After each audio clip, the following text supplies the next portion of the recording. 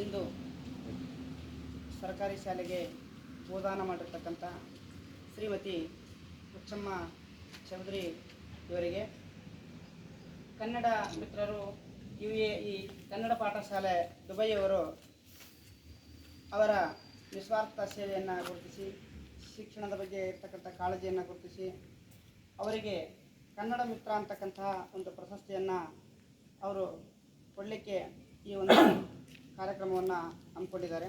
ಹಾಗಾಗಿ ಅದು ನಮಗೂ ಮತ್ತು ನಿಮ್ಮೆಲ್ಲರಿಗೂ ಸಂತೋಷ ಅನ್ನುವಂಥ ಮಾತನ್ನು ಹೇಳುತ್ತಾ ಈ ಒಂದು ಕಾರ್ಯಕ್ರಮದ ಅಧ್ಯಕ್ಷತೆಯನ್ನು ವಹಿಸಿಕೊಂಡಿರುವಂಥ ನಮ್ಮ ಶಾಲೆಯ STMC ಅಧ್ಯಕ್ಷರಾಗಿರ್ತಕ್ಕಂಥ ಶ್ರೀ ಗವಿಸಿದ್ದಪ್ಪ ಕುರುಬರ್ ಇವರನ್ನು ಹೃತ್ಪೂರ್ವಕವಾಗಿ ಈ ಕಾರ್ಯಕ್ರಮಕ್ಕೆ ಸ್ವಾಗತಿಸುತ್ತೇನೆ. ಅದೇ ತರನಾಗಿ ಈ ಕಾರ್ಯಕ್ರಮದ ಮುಖ್ಯ ಅತಿಥಿ ಸ್ಥಾನವನ್ನು ವಹಿಸಿಕೊಂಡಿರ್ತಕ್ಕಂಥ ಶ್ರೀ ಶಂಕರಪ್ಪ ಜನಾದ್ರಿ ಮುಖ್ಯೋಪಾಧ್ಯಾಯರು ಇವರನ್ನು ಕೂಡ ಈ ಕಾರ್ಯಕ್ರಮಕ್ಕೆ ಹೃತ್ಪೂರ್ವಕವಾಗಿ ಸ್ವಾಗತಿಸುತ್ತೇನೆ. ಅದೇ ತರನಾಗಿ ಈ ಕಾರ್ಯಕ್ರಮದ ಕೇಂದ್ರ ಬಿಂದುಗಳು ಹಿರಿಯರು ಭೂದಾನಿಗಳು ಆಗಿರ್ತಕ್ಕಂಥ ಶ್ರೀಮತಿ ಹುಚ್ಚಮ್ಮ ಚೌಧರಿ ಅವರನ್ನು ಕೂಡ ಈ ಕಾರ್ಯಕ್ರಮಕ್ಕೆ ಹೃತ್ಪೂರ್ವಕವಾಗಿ ಸ್ವಾಗತಿಸುತ್ತೇನೆ. ಅದೇ ತರನಾಗಿ ಶ್ರೀ ಕೊಟ್ರೇಶ್ ಯರ್ಲಗಟ್ಟಿ ಕನ್ನಡ ಪಾಠಶಾಲಾ ದುಬೈ ಇವರನ್ನು ಕೂಡ ಈ ಕಾರ್ಯಕ್ರಮಕ್ಕೆ ಹೃತ್ಪೂರ್ವಕವಾಗಿ ಸ್ವಾಗತಿಸುತ್ತೇನೆ. ಅದೇ ತರನಾಗಿ ಶ್ರೀಮತಿ ಉಷಾರಾಣಿ ಕೊಟ್ರೇಶ್ ಯರ್ಲಗಟ್ಟಿ ಶಿಕ್ಷಕರು ಕನ್ನಡ ಪಾಠಶಾಲೆ ದುಬೈ ಇವರನ್ನು ಕೂಡ ಈ ಕಾರ್ಯಕ್ರಮಕ್ಕೆ ಹೃತ್ಪೂರ್ವಕವಾಗಿ ಸ್ವಾಗತಿಸುತ್ತೇನೆ. ಅದೇ ತರನಾಗಿ ಶ್ರೀ ವಿಶ್ವನಾಥ್ ಮೈದೂರು ಕನ್ನಡ ಶಿಕ್ಷಣ ಪ್ರೇಮಿಗಳು ಇವರನ್ನು ಕೂಡ ಈ ಕಾರ್ಯಕ್ರಮಕ್ಕೆ ಹೃತ್ಪೂರ್ವಕವಾಗಿ ಸ್ವಾಗತಿಸುತ್ತೇನೆ. ಅದೇ ತರನಾಗಿ ಶ್ರೀಮತಿ ವಿಶಾಲಾಕ್ಷಿ ರುದ್ರಪ್ಪ ಯರ್ಲಗಟ್ಟಿ ಕನ್ನಡ ಶಿಕ್ಷಣ ಪ್ರೇಮಿಗಳು ಇವರನ್ನು ಕೂಡ ಈ ಕಾರ್ಯಕ್ರಮಕ್ಕೆ ಹೃತ್ಪೂರ್ವಕವಾಗಿ ಸ್ವಾಗತಿಸುತ್ತೇನೆ. ಅದೇ ತರನಾಗಿ ಇನ್ನೋರ್ವ ಇದೇ ಗ್ರಾಮದ ಯುವ ಮಿತ್ರರು ಆಗಿರ್ತಕ್ಕಂಥ ಶಿಕ್ಷಣ ಪ್ರೇಮಿಗಳು ಆಗಿರ್ತಕ್ಕಂಥ ನಾಗರಾಜ್ ಗಣಪ ಅವರನ್ನು ಕೂಡ ಈ ಕಾರ್ಯಕ್ರಮಕ್ಕೆ ಹೃತ್ಪೂರ್ವಕವಾಗಿ ಸ್ವಾಗತಿಸುತ್ತೇನೆ. ಅದೇ ತರನಾಗಿ ಮಂಜಯ್ಯ ಹಿರೇಮಠ ಇವರನ್ನು ಕೂಡ ಈ ಕಾರ್ಯಕ್ರಮಕ್ಕೆ ಹೃತ್ಪೂರ್ವಕವಾಗಿ ಸ್ವಾಗತಿಸುತ್ತೇನೆ. ಅದೇ ತರನಾಗಿ ಇಲ್ಲಿರ್ತಕ್ಕಂಥ ಎಲ್ಲ ವಿದ್ಯಾರ್ಥಿಗಳನ್ನು ಕೂಡ ಈ ಕಾರ್ಯಕ್ರಮಕ್ಕೆ ಹೃತ್ಪೂರ್ವಕವಾಗಿ ಸ್ವಾಗತಿಸ್ತಾ ನನ್ನ ಸ್ವಾಗತ ಭಾಷಣಕ್ಕೆ ಪೂರ್ಣವಿರಾಮ ಮಾಡುತ್ತೇನೆ. ಜೈ ಹಿಂದ್, ಜೈ ಕರ್ನಾಟಕ.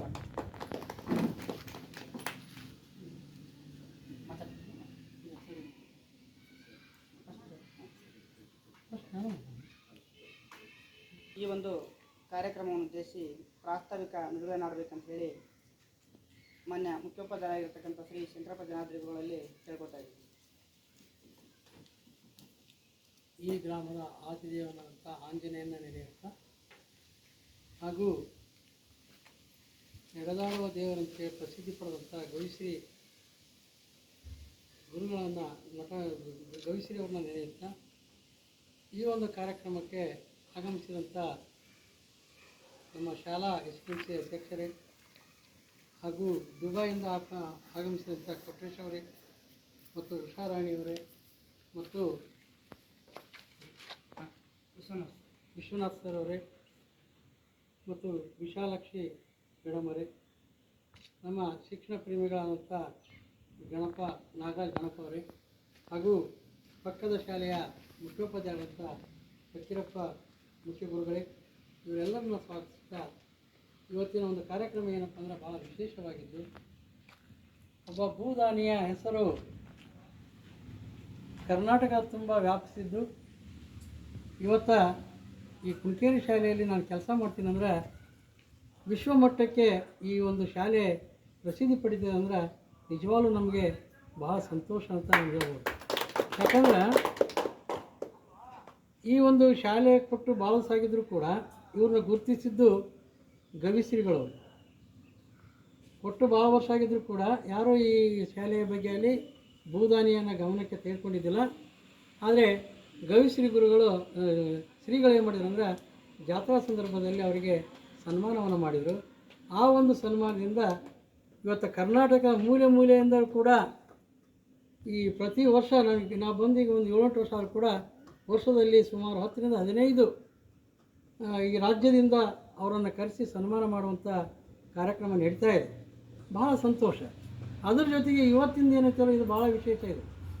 ಇವತ್ತು ನಮ್ಮ ದೇಶ ಅಲ್ಲ, ವಿದೇಶಿಯರು ಬಂದು ನಮ್ಮಲ್ಲಿ ಈ ವಿದೇಶಿ ಮಟ್ಟಕ್ಕೆ ಹೋಗಿದೆ ಅಂದರೆ ಅಲ್ಲಿಯ ಕನ್ನಡಿಗರು ಈ ಒಂದು ಶಾಲೆಯನ್ನು ಗುರುತಿಸಿದ್ದಾರೆ. ಅದು ಹುಚ್ಚಮ್ಮನವರು ಭೂದಾನಿಯಾಗಿ ಕೊಟ್ಟಿದ್ದಕ್ಕಾಗಿ. ಹಾಗಾಗಿ ಈ ಶಾಲೆಯಲ್ಲಿ ಕೆಲಸ ಮಾಡೋದು ನನಗೂ ಒಂದು ಹೆಮ್ಮೆಯ ವಿಷಯ ಅಂತ ನಾವು ಹೇಳ್ಬೋದು. ಅದೇ ರೀತಿ ಇವತ್ತು ಹುಚ್ಚಮ್ಮ ಒಂದು ಕೊಟ್ಟಂಥ ವೇಳೆ ಭಾಳ ಚೆನ್ನಾಗಿದೆ ಅನಿಸುತ್ತೆ. ಎಷ್ಟೋ ಜನ ದಾನಿಗಳು ಕೊಟ್ಟಿರ್ತಾರೆ, ಅವ್ರ ಹೆಸರು ಹೊರಗೆ ಕೂಡ ಬರೋದಲ್ಲ. ಇವತ್ತು ಹುಚ್ಚಮ್ಮ ಕೊಟ್ಟಂಥ ಭೂದಾನಿ ಏನಿದೆ, ಯಾಕಂದರೆ ಆಕೆ ನಿಸ್ವಾರ್ಥ ಮನೋಭಾವನೆಯಿಂದ ಕೊಟ್ಟಿದ್ದಾರೆ. ನಿಮಗೊಂದು ಉದಾಹರಣೆ ಹೇಳ್ಬೇಕಂದ್ರೆ, ನಾನು ಈ ಶಾಲೆ ಮೊದಲು ಬಂದಾಗ ಯಾಕಂದ್ರೆ ಭೂಮಿ ಕೊಟ್ಟವ್ರು ಒಂಥರ ಇರ್ತಾರೆ, ನಮ್ಮದೇ ಒಂದು ನಡಿಬೇಕನ್ನೋದು. ಆದರೆ ಆಗಿಲ್ಲ. ಆಕೆ ಶಾಲೆ ನನ್ನದು, ಮಕ್ಕಳು ನಂದು. ಸ್ವಚ್ಛತೆಗಾಗಿ ಇಲ್ಲಿ ಮುಖ್ಯ ಅಡುಗೆದಾರಾಗಿ ಕೆಲಸವನ್ನು ನಿರ್ವಹಿಸ್ತಾ ಇದ್ದರು. ಅಚ್ಚುಕಟ್ಟಾಗಿ ನಿರ್ವಹಿಸಿಕೊಂಡು ಮಾಡಿದರು. ಯಾವುದೇ ಒಂದು ನಾವು ತರಕಾರಿ ಆಗಲಿ ಏನಾದರೂ ಸ್ವಲ್ಪ ವ್ಯತ್ಯಾಸ ಆಗಿತ್ತು ಅಂದ್ರೆ ಆ ತರಕಾರಿಯನ್ನು ಆಕೆ ಬಳಸ್ತಿದ್ದಿಲ್ಲ. ಭಾಳಷ್ಟು ಯಾಕಂದರೆ ಸ್ವಚ್ಛತೆಗೆ ಗಮನ ಕೊಡ್ತಾಯಿದ್ದು. ಅದ್ರ ಜೊತೆಗೆ ಶಾಲಾ ಅಭಿವೃದ್ಧಿಗೂ ಕೂಡ ಅವರು ಸಾಕಷ್ಟು ಬಾರಿ ನಮಗೆ ಸಹಾಯವನ್ನು ಮಾಡ್ತಾಯಿದ್ದಾರೆ. ಆಕೆ ಹೇಳ್ತಾಳೆ, ಇವತ್ತು ಮಕ್ಕಳು ಇಲ್ಲ ನಮ್ಮ ಅಂತ ನೀವು ಎಷ್ಟೋ ಜನ ಸಂದರ್ಶಕರು ಕೇಳಿದಾಗ, ನನಗೆ ಮಕ್ಕಳಿಲ್ಲ ಅಂತ ಯಾರು ಅಂತಾರೆ ರೀ, ನನ್ನ ಶಾಲೆಯಲ್ಲಿರುವಂಥ ಮಕ್ಕಳೆಲ್ಲವೂ ನನ್ನ ಮಕ್ಕಳು ಅಂಥೇಳಿ ಏನೋ ಮನೋಭಾವನೆ ಇದೆ. ಅದು ನಿಜವಾಗ್ಲೂ ಮೆಚ್ಚುವಂಥ ಒಂದು ಮನೋಭಾವನೆ. ಇದು ಭಾಳ ವಿಶೇಷವಾಗಿತ್ತು. ಅದಲ್ಲದೆ ಮೊನ್ನೆ ವಯೋ ಆಧಾರದ ಮೇಲೆ ಅವರನ್ನು ನಿವೃತ್ತಿಗೊಳಿಸಲಿಕ್ಕೆ ಸರ್ಕಾರ ಆದೇಶವನ್ನು ಕೊಡ್ತು. ನಾವು ಆದೇಶದ ಪ್ರಕಾರ ಅವರನ್ನು ನಿವೃತ್ತಿಗೊಳಿಸಿದ್ವಿ. ಆದರೆ ಕಾರಣಾಂತರಗಳಿಂದ ಸುಮಾರು 5-6 ತಿಂಗಳ ನಂತರ ಆಕೆಗೆ ಅಪಾಯಿಂಟ್ಮೆಂಟ್ ಆರ್ಡರ್ ಸಿಕ್ತು. ಅಲ್ಲಿ ಮೊಮ್ಮಗಳ ಹೆಸರಲ್ಲೇ ಅಲ್ಲಿವರೆಗೆ ಆಕೆ ಕಾರ್ಯನಿರ್ವಹಿಸಿದ್ರು. ಏನಪ್ಪ ಅಂದ್ರೆ ಯಾವುದೇ ಆಸೆಯನ್ನು ಈಡೇರಿಸೋದು. ನಾನು ಹೇಳಿದೆ, ನೋಡಮ್ಮ ನೀನು ಏನು ಕಾರ್ಯ ಮಾಡ್ತಾ ಇದ್ದೀವಿ, ನಿನಗೆ ವೇತನ ಬರೋದಿಲ್ಲ, ಅದಕ್ಕಾಗಿ ನೀನು ಇನ್ನು ಮುಂದೆ ಬರೋಕ್ಕೆ ಹೋಗಬೇಡ ಅಂದರೆ, ಇಲ್ಲ ಸರ್ ಅದು ಶಾಲೆ ನಮ್ಮದು, ನನ್ನ ಮಕ್ಕಳು, ನಾನು ಅಡುಗೆ ಮಾಡೋಕ್ಕೆ ಬಂದೇ ಬರ್ತೀನಿ ಅಂಥೇಳಿ ಆಕೆ ಕಂಟಿನ್ಯೂ ಆಗಿ ಬಂದು ಅಧಿಕಾರಿಗಳ ಗಮನಕ್ಕೆ ತಂದೀವಿ ನಾವು, ಸರ್ ಹಿಂಗಾಗ್ಯದ ಅಂತೇಳಿ. ಮತ್ತು ಇಲ್ಲಿ ಎಲ್ಲ ಗ್ರಾಮ ಪಂಚಾಯತಿ ಸದಸ್ಯರು ಎಲ್ಲರೂ ಒಡಗೂಡಿ ಇವತ್ತೇನಪ್ಪ ಅಂದ್ರೆ ಆಕೆ ಮೊಮ್ಮಗಳನ್ನು ತಿಳ್ಕೊಂಡಿದ್ದಾರೆ. ಇದು ಒಂದು ವಿಶೇಷವಾದದ್ದಂತೆ. ಯಾಕಂದರೆ ಯಾರಾಗಲಿ ಆಸೆಗಳನ್ನು ಇಟ್ಕೊಂಡು ಕಾರ್ಯಕ್ರಮಗಳನ್ನು ಮಾಡ್ತಾರೆ. ಈ ಅಮ್ಮ ನಿಸ್ವಾರ್ಥ ಸೇವನೆಯಿಂದ ಮಾಡ್ತಾ ಇದ್ದಾಳೆ. ಹಾಗಾಗಿ ಏನಪ್ಪ ಅಂದ್ರೆ ಈ ಒಂದು ಹೆಸರು ಕೂಡ ನಾವು ಆಸಾ ಮನೋಭಾವನೆಯಿಂದ ಇಟ್ಕೊಂಡಿದ್ರೆ ನಮ್ಮ ಹೆಸರು ಏನಪ್ಪ ಅಂದ್ರೆ ಸುತ್ತಮುತ್ತಲ ಹಳ್ಳಿಯಾಗಿ ಮಾತ್ರ ಇರ್ತಿತ್ತು. ಆಕೆ ನಿರಾಶಾವಾದಿಯಿಂದ ಈ ಒಂದು ಕಾರ್ಯವನ್ನು ಸ್ವಯಂ ಏನಪ್ಪ ಅಂದ್ರೆ ತನ್ನ ಮನೆಯಂತ ತಿಳ್ಕೊಂಡು ಏನು ಕಾರ್ಯಕ್ರಮವನ್ನು ಮಾಡ್ತಾ ಇದ್ದಾಳೆ. ಹಾಗಾಗಿ ಇವತ್ತು ವಿದೇಶದಿಂದ ಬಂದು ವಿದೇಶಿಯರು ಬಂದು ಕನ್ನಡಿಗರು ಆಕೆಯನ್ನು ಗುರುತಿಸಿ ಸನ್ಮಾನ ಮಾಡ್ತಾರೆ ಅನ್ನಪ್ಪ ಅಂದ್ರೆ ನಿಜವಾಗ್ಲೂ ಒಂದು ಹೆಮ್ಮೆಯ ವಿಷಯ ಅಂತ ಹೇಳ್ಬೋದು. ಅದಕ್ಕೆ ಹೇಳ್ತಾರೆ, ಯಾವುದೇ ಸಾಧನೆಯನ್ನು ನಾವು ಭಾವನೆಯಿಂದ ನಮ್ಮ ನಿಸ್ವಾರ್ಥ ಮನೋಭಾವನೆಯಿಂದ ನಾವೇನಾದರೂ ದಾನ ಮಾಡಿದರೆ ಅದರ ಪ್ರತಿಫಲ ಅಪಾರವಾಗಿರುತ್ತೆ, ಅದೇನು ವಿಸ್ತಾರವಾಗಿ ಬೆಳೆಯುತ್ತೆ ಅನ್ನೋದಕ್ಕೆ ಇದೊಂದು ಉದಾಹರಣೆ ಅಂತ ಹೇಳ್ಬೋದು. ಹೀಗಾಗಿ ಏನಪ್ಪ ಅಂದ್ರೆ ಈ ಒಂದು ಕಾರ್ಯಕ್ರಮಕ್ಕೆ ಆಗಮಿಸಿದಂಥ ಕೊಟ್ರೇಶ್ ಸರ್ ಅವರು ಮತ್ತು ಉಷಾ ಮೇಡಮ್ ಅವರು ಈ ಒಂದು ಮುಂದಿನ ಕಾರ್ಯಕ್ರಮವನ್ನು ನಡೆಸ್ಕೊಡ್ಬೇಕಂತ ಹೇಳಿ ನನ್ನ ಮಾತುಗಳನ್ನು ಮುಗಿಸ್ತಾ ಇದ್ದೀನಿ. ಕನ್ನಡ ಶಾಲೆಯ ಉಳಿಕೆಗಾಗಿ, ಕನ್ನಡ ಮಕ್ಕಳ ಒಂದು ಪ್ರೋತ್ಸಾಹಕ್ಕಾಗಿ ಹುಚ್ಚಮ್ಮ ಚೌಧರಿ ಅವರು ಉದಾನ ಮಾಡಿದರು. ಅದು ಹುಲಿಕೇರಿಯಲ್ಲಿ ಹಚ್ಚಿರ್ತಕ್ಕಂಥ ಒಂದು ದೀಪ. ಆ ದೀಪಕ್ಕೆ ಗವಿಶ್ರೀಗಳು ಎಣ್ಣೆಯನ್ನು ಹಾಕಿ ವಿಶ್ವ ಮಟ್ಟದಲ್ಲಿ ಬೆಳಗುವಂತೆ ಮಾಡಿದರು. ಅಂಥ ನಿಸ್ವಾರ್ಥ ಸೇವೆಯನ್ನು ಹೊಂದಿರತಕ್ಕಂಥ ಶ್ರೀಮತಿ ಹುಚ್ಚಮ್ಮ ಚೌಧರಿಯವರ ಒಂದು ಗುಣಗಾನ ಮಾಡಿರ್ತಕ್ಕಂಥ ಮಾನ್ಯ ಮುಖ್ಯೋಪಾಧ್ಯಾಯರಿಗೆ ತುಂಬ ಹೃದಯದ ಧನ್ಯವಾದಗಳು. ಅದೇ ಥರನಾಗಿ ಶ್ರೀ ಕೊಟ್ರೇಶ್ ಯಲಗಟ್ಟಿ ಕನ್ನಡ ಪಾಠಶಾಲೆ ದುಬೈ, ಇವರು ಕೂಡ 14 ಮಾತನಾಡಬೇಕಂತ ಹೇಳಿ ಕೇಳ್ಕೊಳ್ತಾ ಇದ್ದೀನಿ. ನಮಸ್ಕಾರ. ನೆರೆದಿರ್ತಕ್ಕಂಥ ಎಲ್ಲ ಗುರು ಹಿರಿಯರಿಗೆ ಮತ್ತು ಅಧ್ಯಕ್ಷರಿಗೆ ಎಲ್ರಿಗೂ ನಮಸ್ಕರಿಸುತ್ತಾ, ಊರಿನ ದೇವರಾದಂಥ ಆಂಜನೇಯನ ಸ್ಮರಿಸುತ್ತಾ, ಈಗ ಕನ್ನಡ ಪಾಠಶಾಲೆ ಬಗ್ಗೆ ಸ್ವಲ್ಪ ಬ್ರೀಫಾಗಿ ನಿಮಗೆ ತಿಳಿಸೋಕ್ಕೆ ನಾನು ಇಷ್ಟಪಡ್ತೇನೆ.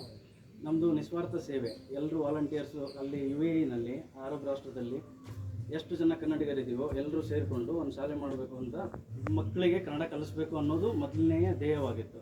ಅದಾದ ನಂತರ ಒಬ್ಬೊಬ್ಬರೇ ಸ್ಟಾರ್ಟ್ ಆಗಿ 2014ರಲ್ಲಿ 40 ಮಕ್ಕಳಿಂದ ಹಿಡಿದು 6 ಶಿಕ್ಷಕಿಯರಿಂದ ಹಿಡಿದು ಇವತ್ತು 650 ಮಕ್ಕಳು, 20 ಶಿಕ್ಷಕಿಯರು ಸತತವಾಗಿ ನಿಸ್ವಾರ್ಥ ಸೇವೆ, ಯಾವುದೇ ಒಂದು ಅಪೇಕ್ಷೆ ಪಡದೇನೆ ನಿಸ್ವಾರ್ಥವಾಗಿ ಅವರು ಸೇವೆಯನ್ನು ಸಲ್ಲಿಸ್ತಾ ಇದ್ದಾರೆ ಇವತ್ತಿನವರೆಗೂ. ಯಾರು ಒಂದು ರೂಪಾಯಿ ಕೂಡ ಯಾರು ತಗೊಳ್ಳಲ್ಲ, ಯಾರು ಕೊಡೋದು ಇಲ್ಲ. ಅದಕ್ಕೋಸ್ಕರ ವಾಲಂಟಿಯರ್ಸ್ ಎಲ್ಲ ಸೇರಿಬಿಟ್ಟು ಏನೇನು ಅವ್ರವ್ರ ಕೈಯಿಂದ ಎಷ್ಟೆಷ್ಟಾಗುತ್ತೋ ಅದು ಸಹಾಯ ತಗೊಂಡ್ಕೊಂಡು ನಾವು ಅಲ್ಲಿನ ಕನ್ನಡ ಪಾಠಶಾಲೆಯನ್ನು ನಾವು ಮುಂದುವರ್ಸ್ಕೊಂಡು ಬರ್ತಾಯಿದ್ವಿ. ಕೋವಿಡ್ ಟೈಮಲ್ಲಿ ಏನಾಯಿತು ಅಂದರೆ ಫಿಸಿಕಲ್ ಕ್ಲಾಸಸ್ ಎಲ್ಲ ಮಾಡ್ತಾಯಿದ್ವಿ ನಾವು ಎಲ್ಲ ಕಡೆಗೂ. ಕೋವಿಡ್ ಟೈಮ್ ಬಂದಾಗ ಏನು ಮಾಡಬೇಕು ಅಂತ ಗೊತ್ತಾಗದೆ ಮತ್ತು ನಮ್ಮ IT ಟೈಮು ಎಲ್ಲ ಸೇರ್ಕೊಂಡ್ಬಿಟ್ಟು ಅದಾದಮೇಲೆ ಆನ್ಲೈನ್ ಕ್ಲಾಸಸ್ ಸ್ಟಾರ್ಟ್ ಮಾಡಿದ್ವಿ. ಆನ್ಲೈನ್ ಸ್ಟಾರ್ಟ್ ಮಾಡಿದಾಗಿಂದ ಬೇರೆ ಕಂಟ್ರಿಯವರೆಲ್ಲ ಜಾಯ್ನ್ ಆಗಿದ್ದಾರೆ. ಬರೀ ಮೊದಲಾದರೆ UAE-ದವ್ರು ಮಾತ್ರ ಬರ್ತಾಯಿದ್ವಿ. ಅದು ಆನ್ಲೈನ್ ಯಾವಾಗ ಮಾಡ್ಕೊಂಡ್ವಿ, ಓಮನ್ನಿಂದ ಬೇರೆ ಬಹರೀನಿಂದ ಬೇರೆ ಕಂಟ್ರಿಯವರೆಲ್ಲರೂ ಜಾಯ್ನ್ ಆಗಿ ಈಗ 650 ಮಕ್ಕಳು ಹೆಚ್ಚು ಉತ್ತೀರ್ಣರಾಗಿದ್ದಾರೆ ಈ ವರ್ಷ. ಈಗ ಈ ದಿನ ನಾವು 9ನೇ ವಸಂತಕ್ಕೆ ಕಾಲಿಟ್ಟಿದ್ದೇವೆ. ಇದು ಎಲ್ಲರೂ ಪ್ರೋತ್ಸಾಹ. ಅದೇ ಥರನಾಗಿ ನಾವು ಬರೀ ಅಲ್ಲಿ ದೇಶಕ್ಕೆ ಅಲ್ಲಿಯವರಿಗೆ ಮಾತ್ರ ನಾವು ಕನ್ನಡ ಕಲಿಸ್ಬೇಕು ಅಂತ ನಮ್ಮದು ಉದ್ದೇಶ. ಅದ್ರ ಜೊತೆ ನಾವು ಈ ಮಣ್ಣಲ್ಲಿ ಬೆಳೆದಿದ್ದೀವಿ, ಈ ಮಣ್ಣಲ್ಲಿ ಹುಟ್ಟಿ ಬೆಳೆದಿದ್ದೀವಿ. ಸೊ ಇಲ್ಲಿಯವ್ರಿಗೆ ಏನಾದರೂ ನಾವು ಮಾಡಬೇಕು ಅನ್ನೋ ಒಂದು ಹಂಬಲದಿಂದ ಎಲ್ಲ ಈಗ ಗೌರ್ಮೆಂಟ್ ಸ್ಕೂಲ್ಗಳಿರ್ತವೆ, ಅದಕ್ಕೋಸ್ಕರ ಚತುರ ಭಾಷಾ ಶಾಲಾ ಒಂದು ಪ್ರಕಾರವನ್ನು ನಾವು ತೊಗೊಂಡು ಬಂದ್ವಿ. ಅದರಲ್ಲಿ ಏನು ಮಾಡ್ತೀವಿ ಅಂದರೆ ಶಾಲೆಗೆ ಬೇಕಾದಂಥ ಪ್ರಾಜೆಕ್ಟ್ಗಳು, ಆಮೇಲೆ ಲ್ಯಾಪ್ಟಾಪ್ ಆಯಿತು, ಕಂಪ್ಯೂಟರ್ ಆಯಿತು, ಅದೇ ಥರ UPS ಆಗಲಿ, ಪ್ರೊಜೆಕ್ಟರ್ ಆಗಲಿ, ಪ್ರಿಂಟರ್ ಆಗಲಿ, ಈ ಥರ ಸ್ಮಾರ್ಟ್ ಕ್ಲಾಸಿಗೆ ಏನೇನು ಬೇಕು ಅದೆಲ್ಲ ಉಪಕರಣಗಳನ್ನು ನಾವು ನೀಡ್ತಾ ಇದ್ದೇವೆ.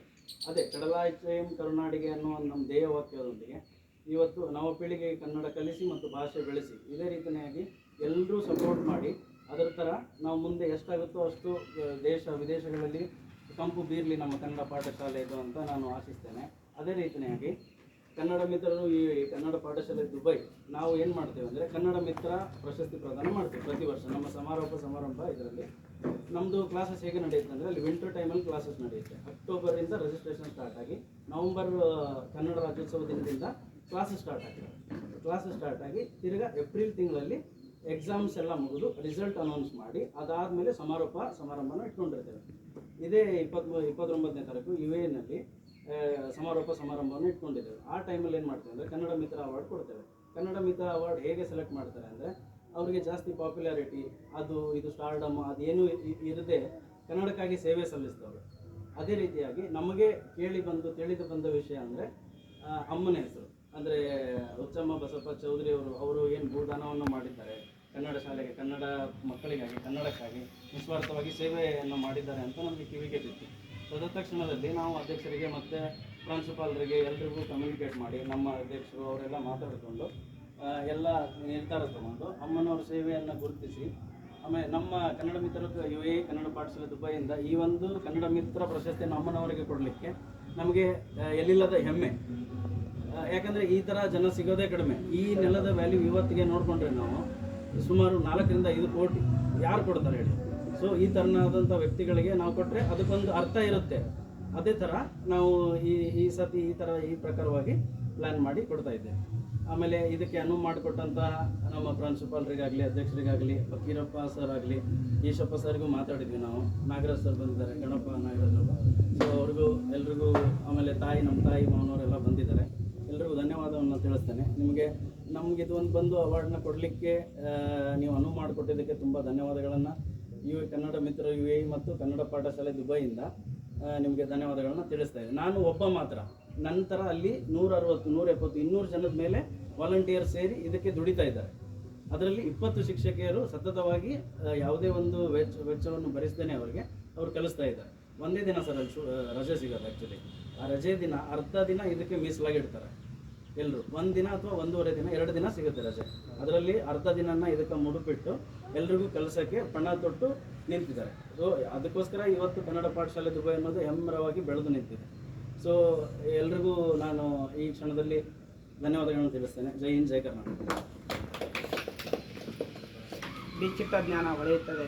ಹಾಗಾಗಿ ತಮ್ಮ ಜ್ಞಾನದ ಮೂಲಕ ಕನ್ನಡದ ಕಂಪನ್ನು ಬೀರ್ತಕ್ಕಂಥ ಆ ಸಂಸ್ಥೆ ಬಗ್ಗೆ ಮಾತನಾಡಿದರು.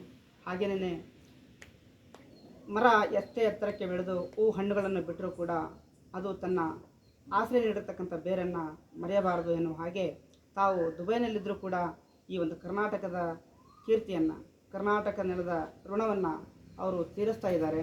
ಹಾಗೆಯೇ ಪ್ರಶಸ್ತಿಗಳಿಗಾಗಿ ಬೆನ್ನತ್ತಿ ಯಾರೂ ಹೋಗಬಾರದು. ಪ್ರಶಸ್ತಿ ಅವರಿಗಾಗಿ ಬರಬೇಕು. ಅಂದಾಗ ಅದಕ್ಕೊಂದು ಗೌರವ, ಅರ್ಥ ಬರುತ್ತದೆ.